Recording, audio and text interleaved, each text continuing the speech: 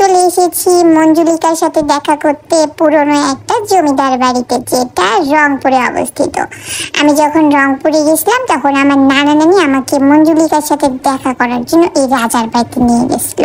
আজকে সেটার blog share করব। আমরা এখন রাজার বাড়িতে চলে এসেছি। আমি নানির কোলে চুপ করেছি, নানিকে বলছি যে প্লিজ নানি আমাকে গাড়ি থেকে নামায়ও না, মঞ্জুলিকা যদি আমাকে আবার ধরে নেয় তাহলে কি হবে বলো। এর আগে আমি মঞ্জুলিকাকে দিয়ে আমার গাড়ি ঠিক করাইছি, তারপরে হলো আমি রান্না বান্না করাই নিয়েছি, কিন্তু না খেয়ে আমি পালাই গেছি আমি আর চুটকু। এখন যদি মঞ্জুলিকা আমাদেরকে দেখে ফেলে তাহলে বলো কি বলবে, আমাকে তো আটকায় রাখবে। নানি বলছিল ভয় পাও না, এটা হলো রংপুরের জমিদার বাড়ি, এখানে মঞ্জুলিকা থাকে না, মঞ্জুলিকা ইন্ডিয়ায় থাকে। ওহ, তারপর আমি একটু হাঁপ ছেড়ে বাঁচলাম, কারণ আমার খুবই ভয় করতেছিল যদি মঞ্জুলিকা আবার আমার সামনে প্রতিশোধ নিতে চলে আসে।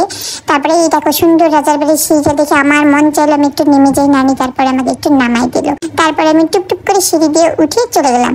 আমি ভাবছি যে রাজার বাড়িতে তো রানী থাকবে, রাজকন্যা থাকবে, কত কি, এই জন্য দরজার সামনে এসে বসে আছি যে আমার মতো একটা প্রিন্সকে দেখলে ওরা অটো দরজা খুলে দেবে, কিন্তু কেউ দরজা খুললো না। গাইস এই দেখো, এই হলো রাজার বাড়ির পিছনের অংশটা, কেমন ভৌতিক না।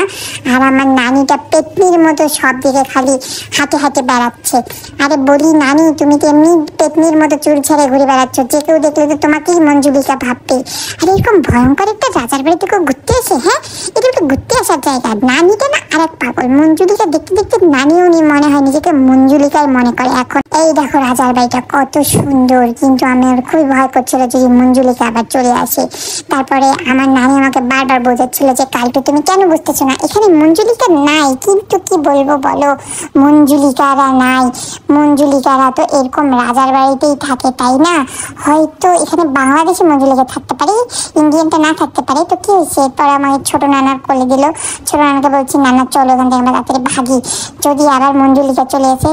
কেউ আমার কোনো কথা শুনতেছিল না। তারপর আমাকে নিয়ে রাজার বাড়ির সামনে নিয়ে গেলো, বলে এই দেখো এখান থেকে রাজার বাড়িটা কত সুন্দর দেখা যায়। তো আমি দেখতেছিলাম চারপাশে, আসলেই তো কত সুন্দর, কিন্তু আমি আসলে ভয়ে ছিলাম অনেক, যদি মঞ্জুলিকাটা চলে আসে। আমার নানা নানি আমাকে দুইজন মিলিয়ে বোঝাচ্ছে যে বোকা ছেলে, মঞ্জুলিকা আসবে না।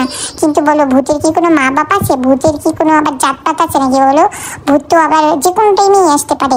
এখানে আমি চুপচাপ বসেছিলাম, আর দেখো এই যে রংপুরের লোকজন আমাকে দেখে পাগল হয়ে যায়। কি বলবো গাইজ বলো, আমার মতো সেলিব্রিটি হলে যেখানে যাবার সেখানে এরকম জ্বালা সহ্য করতে হবে।